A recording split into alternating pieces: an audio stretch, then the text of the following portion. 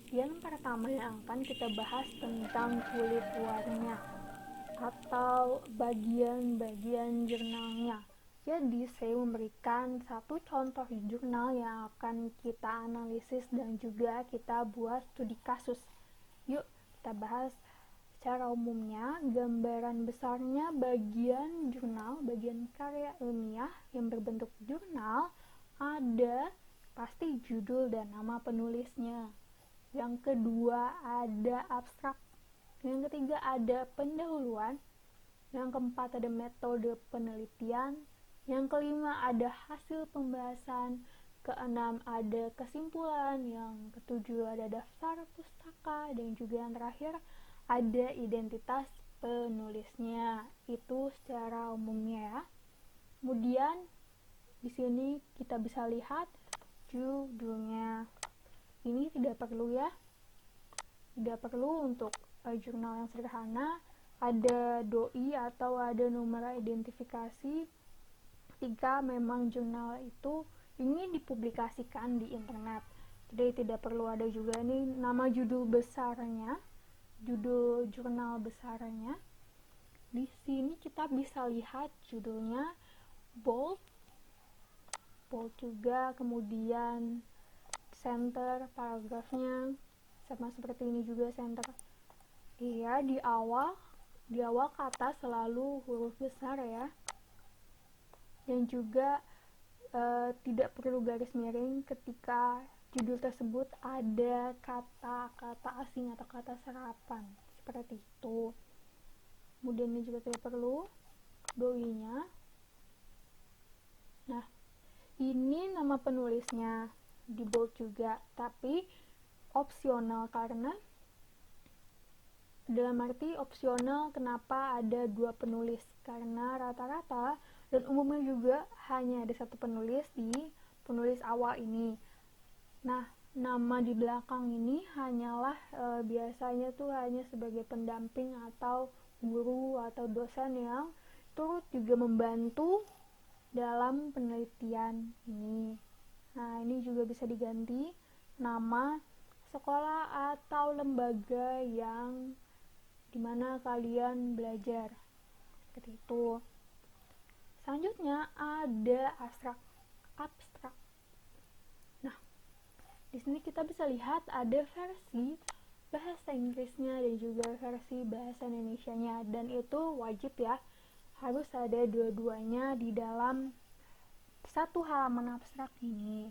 Maksimal memang abstrak satu halaman dan juga maksimal harus satu paragraf, maksimal 500, berisi maksimal 500 kata, jadi tidak boleh lebih. Dan juga ini yang salah persepsi tentang abstrak. Jadi abstrak itu adalah kerjaan paling akhir saja, karena ini merangkum seluruh inti jurnal.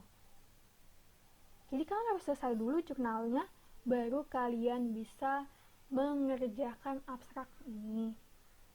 Nah, isinya membahas latar belakang, pendahuluan, tentang metode, alat pengumpulan data dan hasil penelitiannya seperti apa.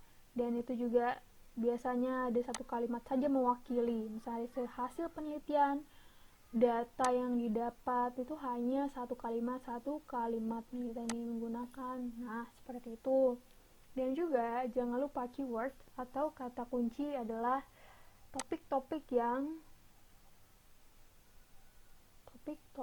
yang berkaitan dengan apa yang kalian bahas. Seperti misalnya si penulis ini kan judulnya membahas tentang kebijakan pemberlakuan lockdown sebagai antisipasi penyebaran coronavirus atau COVID-19. Jadi kata kuncinya tidak jauh-jauh dari coronavirus, lockdown, dan juga kebijakan pemerintah seperti itu. Lanjut lagi tentang pendahuluan. Ini tidak perlu ya nama, jadi langsung saja pendahuluan. Nah, apa sih pendahuluan? Pendahuluan itu alasan kenapa memilih topik tersebut atau judul tersebut. Dan kedua, fenomena atau kejadian apa sih yang terjadi di masyarakat. Seperti misalnya penulis ini mengambil tema mengambil topik tentang coronavirus. Itu adalah fenomena yang memang terjadi di seluruh dunia, yang sedang happening, yang sedang terjadi viral juga di seluruh dunia. Tadi membahas topik-topik yang sedang hangat. Ada data sebelumnya. Jadi ketika kita menulis pendahuluan, ada misalnya bacaan atau juga ada orang-orang lain, ada peneliti lain yang juga membahas hal yang sama seperti kalian bahas juga, seperti itu. Dan juga ini ditulis menurut sudut pandang penulis, jadi kita perlu jeli melihat fenomena yang terjadi. Dan juga karena ini sudut pandang, originalitas kalian sangat diuji, karena walaupun topiknya sama, setiap orang memiliki alasan yang berbeda-beda dalam memberikan penjelasan. Ya, jadi alasan kita berbeda-beda, sudut pandangnya bisa berbeda, apa yang dilihat bisa berbeda juga. Kemudian yang selanjutnya ada metode penelitian. Metode penelitian isinya apa sih? Pertama, pasti cara kalian meneliti itu seperti apa sih? Ada metode dan juga jenis pendekatan atau jenis penelitian ya. Dan ini sepertinya memang kebalik. Jurnal ini kebalik dalam menuliskan metode dan jenis penelitian. Jadi jenis penelitian ini menggunakan metode kualitatif dan kuantitatif. Nanti kita bahas ya, apa itu kualitatif dan kuantitatif. Dengan di sini bukan pendekatan tapi dengan metode literatur dan empiris seperti itu. Ini jenis ya, jadi bukan metode juga. Dan juga di sini harus ada bagaimana cara kita mendapatkan data. Di sini kan penulis juga menulis data yang didapat melalui analisis undang-undang dan observasi fenomena sosial yang terjadi di masyarakat. Seperti itu. Dan juga harus ada bagaimana cara memaparkan data, apakah melalui tabel, apakah melalui foto-foto. Nanti juga kita bahas bagaimana kita menggali data, menemukan data atau teknik pengumpulan data, saya sebutnya. Selanjutnya hasil pembahasan. Jadi di sini jurnalnya tertulis analisis dan pembahasan, tapi lebih baik hasil pembahasan. Jadi ada bagian A, ada bagian B. Nah, tadi sudah kita jelaskan tentang metode. Sekarang kita laporkan hasilnya dari data yang sudah kita dapat. Kita laporkan di sini. Kita perlu jeli melihat data-data itu, karena tadi penulis melihat data dari analisis undang-undang dan observasi fenomena, jadi dia perlu melihat secara jeli apa undang-undang apa yang diperlukan dan fenomena apa yang terjadi, hasil observasi dia terhadap fenomena itu. Nah, di sini kalian juga penulis bebas untuk pro atau kontra terhadap data yang didapat. Misalnya memang karena penulis memaparkan tentang kebijakan pemerintah terkait dengan di sini misalnya dilakukannya tes massal virus corona dan adanya uji PCR, bahwa penulis juga kontra dengan hal tersebut karena pemerintah dapat sekali korupsi, kolusi, dan nepotisme. Jadi tidak semua tes massal itu dilakukan oleh semua kalangan. Jadi kadang bisa tebang pilih. Hanya kalangan tertentu saja yang dapat menikmati fasilitas tes massal tersebut. Seperti itu. Lanjut lagi tentang kesimpulan. Namanya juga kesimpulan.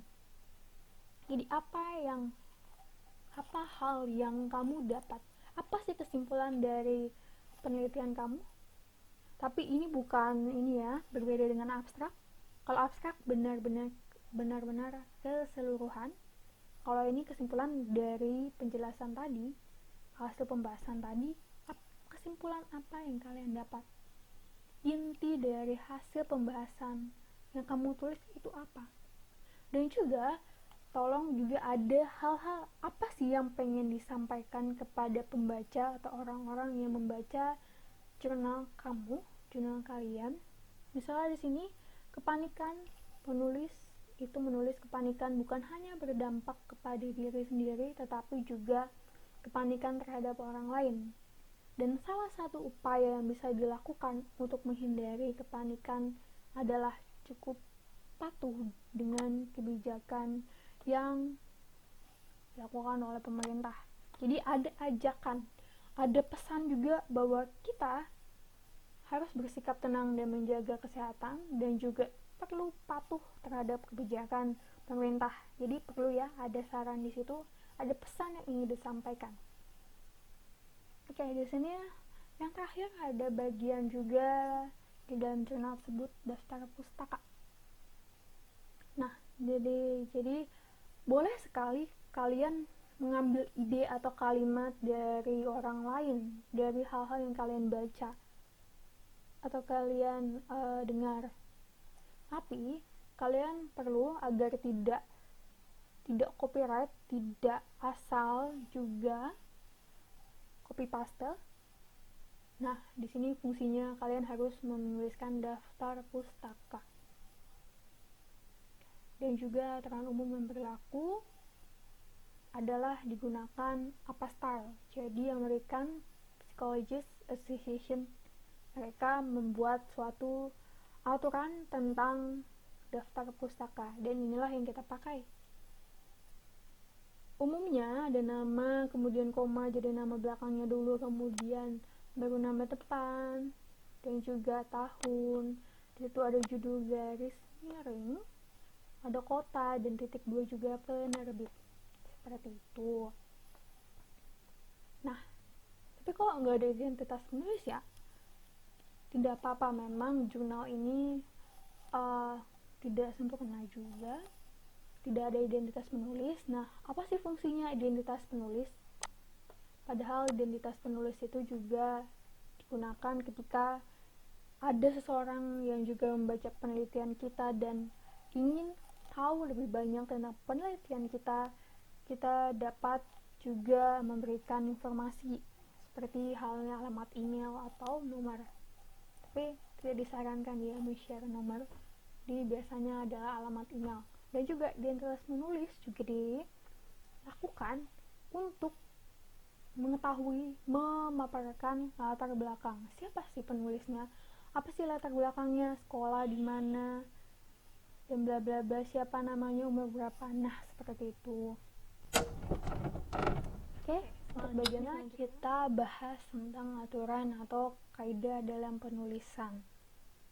Oke, judul, jadi maksimum 12 kata. Kemudian abstrak bahasa Indonesia dan juga bahasa Inggris itu 250 kata. Jadi masing-masing itu 250 kata ya, bahasa Indonesia dan bahasa Inggris. Dan juga ingat juga maksimal 1 halaman, tidak boleh lebih. Dan keywordnya atau kata kuncinya minimal 3 dan maksimal 5 kata. Dan jangan lupa juga harus ada identitas penulis. Selanjutnya juga ada Times New Roman-nya 12, tanda raja, spasinya 1,15, nomor biar tidak terlalu menyulitkan, nomor di tengah bawah. Kemudian jangan lupa satu paragraf minimal 4 kalimat, tidak boleh kurang, boleh lebih tapi tidak boleh kurang. Kemudian selanjutnya ini page setupnya, biar tidak bingung, marginsnya di atas 4, kiri 4, kemudian bawah 3 dan kanan juga 3. Oke, di sentimeter saja ditulis, tidak apa-apa. Nanti Microsoft Word akan mengkonversikan menjadi inci sesuai dengan aturan mereka. Kemudian selanjutnya tentang metode penelitian. Apa saja pilihan cara untuk meneliti? Oke, jenis penelitian. Yang pertama tentang kualitatif. Hasilnya jenis penelitian kualitatif spesifik. Sementara jenis penelitian kuantitatif hasilnya general. Seperti apa itu? Kualitatif, spesifik. seperti penelitian yang sebelumnya yang tadi kita bahas studi kasusnya. Jadi pemberlakuan lockdown sebagai antisipasi penanganan virus coronavirus COVID-19 itu adalah hal spesifiknya adalah kebijakan pemerintah terkait lockdown seperti itu. Kalau kualitatif hasilnya general, misalnya tadi pengaruh pemberlakuan lockdown terhadap kenaikan pasien positif COVID, dan maka dari itu tujuan dia akan berbeda. Kalau kuantitatif tadi tujuannya adalah menguji kebenaran teori. Jadi apakah ada teori itu mengatakan adanya hubungan ketika orang tidak mematuhi kebijakan pemerintah, maka akan menimbulkan dampak terhadap suatu keadaan tertentu. Misalnya tadi berarti kenaikan pasien positif COVID. Sementara tadi kalau kualitatif karena dia hasil spesifik, dia mengembangkan teori.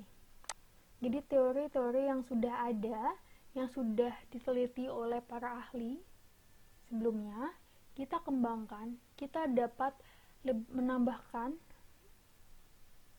mendukung teorinya, atau juga kita bisa menyanggah teori tersebut berarti tidak benar.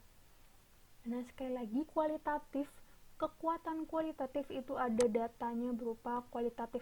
Jadi ada gambar, foto, dan hasil observasi.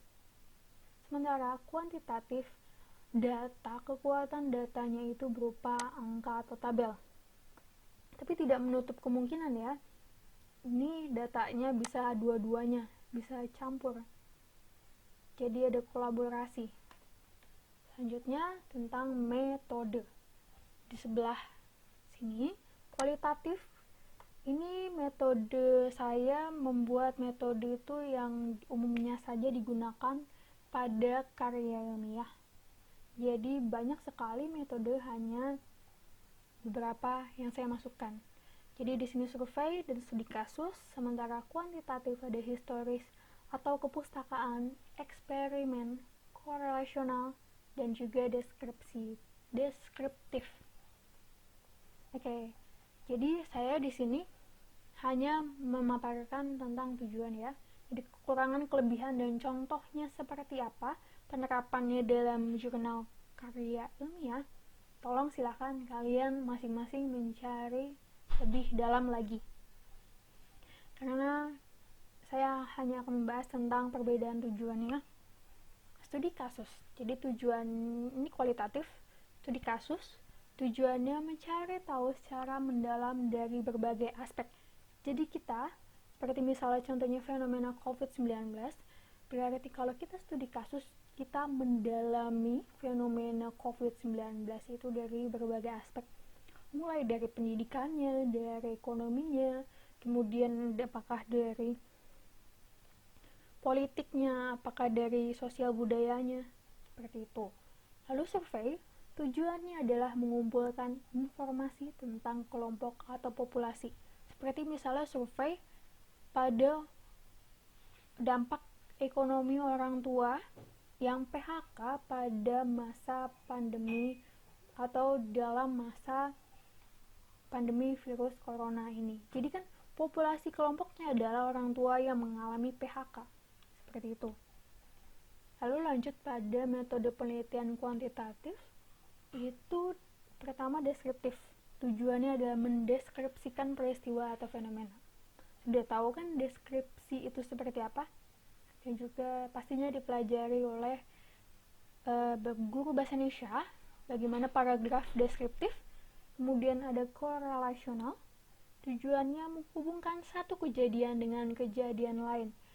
Misalnya berarti hubungan antara kepatuhan atau ketaatan masyarakat pada aturan pemerintah, aturan lockdown terhadap kenaikan kasus pasien positif COVID-19. Itu kan berarti menghubungkan ada kejadian bahwa kepatuhan atau menjalankan kebijakan pemerintah. Dan juga kejadian lain adalah peningkatan pasien positif corona. Seperti itu. Eksperimen tujuannya adalah mengamati hasil atau perubahan setelah diberikan perlakuan. Jadi seperti ini, mengamati hasil. Jadi misalnya kenaikan kasus positif corona setelah pemerintah memberlakukan lockdown. Berarti penelitian tersebut berfokus pada kenaikan pasien positif corona setelah pemerintah berlakukan. Kemudian kepustakaan atau heuristika. Tujuannya adalah menggabungkan hasil data dari dokumentasi jurnal, buku, dan internet. Nah, ciri khas memang kepustakaan adalah mencari sebanyak-banyaknya dokumen, jurnal, buku, internet sebanyak-banyaknya, kemudian digabungkan menjadi data yang baru dan juga padat. Oke, selain itu juga mungkin kalian juga mendapati istilah-istilah tentang sampel dan populasi. Mungkin kalian juga pernah mempelajarinya, tapi saya akan ingatkan kembali lagi bahwa sampel adalah sebagian kecil dari populasi, dan populasi adalah lingkup terluas atau terbesar dalam suatu unit. Contohnya, misalnya siswa SMA Sukamaju. Siswa SMA itu dibagi berdasarkan 3 tingkatan kan? Ada kelas 10, ada kelas 11, ada kelas 12. Itu adalah populasinya nih. Kelas 10 ada kelas 11, kelas 12. Itu kan disebut siswa. Kemudian sampelnya di antara angkatan kelas 10 kita mengambil penelitian pada kelas IPA 10, IPA 1. Seperti itu. Misalnya atau sampel kelas 11 berarti kelas 11 IPS 2. Itu sampelnya. Populasinya adalah siswa SMA-nya, kelas 10 atau kelas 11-nya. Seperti itu. Lanjut lagi tentang pengumpulan data. Bagaimana sih cara kita mendapatkan data? Ada banyak sekali cara, dan juga saya juga mengingatkan kembali, tolong mencarikan lagi bahannya. Jika ingin tahu lebih dalam bagaimana dan juga seperti apa contohnya, silahkan kalian cari sendiri. Jadi ada interview. Jadi umumnya keempat ini digunakan oleh peneliti. Ada interview, kuesioner atau angket, ada observasi, dan juga dokumentasi. Interview, pasti kalian tahu ya, berarti mewawancarai, ada narasumbernya juga, ada pewawancara juga. Kemudian kuesioner atau angket. Kuesioner atau angket ini kita juga lebih menggunakan teknologi yang sudah ada, dan kita juga sering gunakan juga sekarang karena PJJ. Jadi kita gunakan Google Form, Gform. Kemudian juga ada observasi. Jadi observasi itu tidak harus ke lapangan. Observasi berarti kita bisa melihat di televisi, berita, atau juga di internet, video-video seperti itu. Dokumentasi juga berupa foto, bisa video, dan segala macam lainnya. Oke, next ada kutipan. Jadi kalau kita mau mengambil kalimat dari sumber yang kita baca tanpa dianggap plagiat, bagaimana sih? Jadi ada 2 jenis. Pertama, kutipan langsung dan kutipan tidak langsung.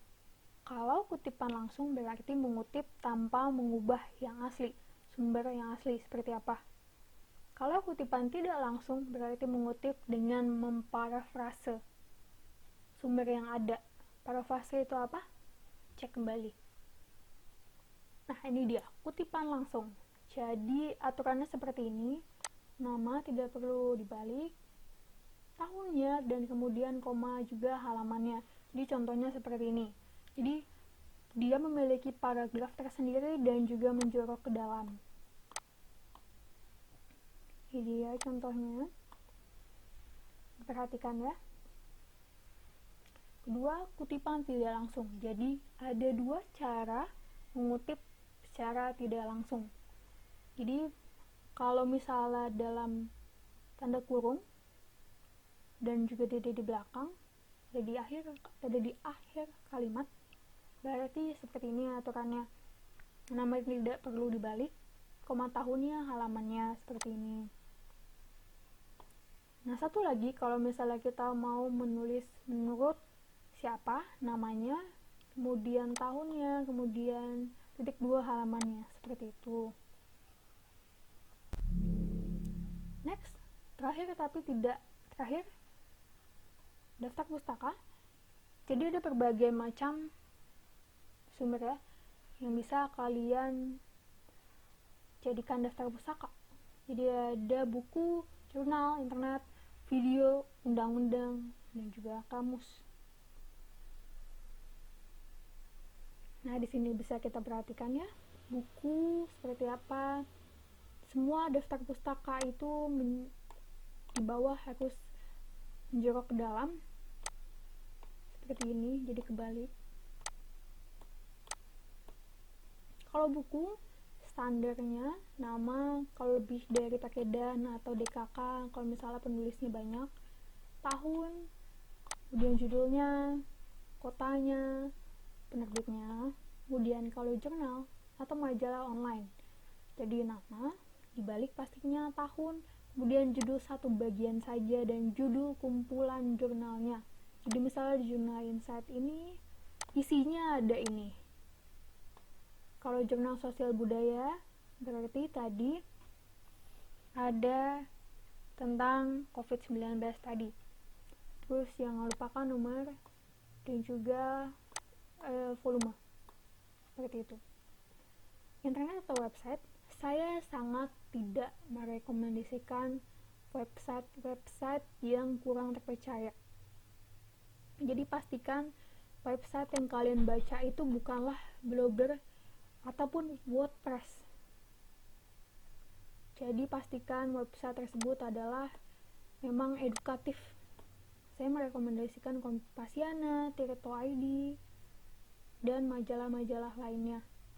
Dan ya misalnya website berita-berita lainnya. Bahkan Wikipedia pun tidak saya rekomendasikan. Karena Wikipedia tidak melalui editor. Siapa saja bisa mengedit. Seperti itu. Jadi ada judul websitenya ya, seperti apa. Dan juga judul bagian yang dibacanya apa. Jadi tadi kan Kompasiana, judul yang saya baca tentang ini.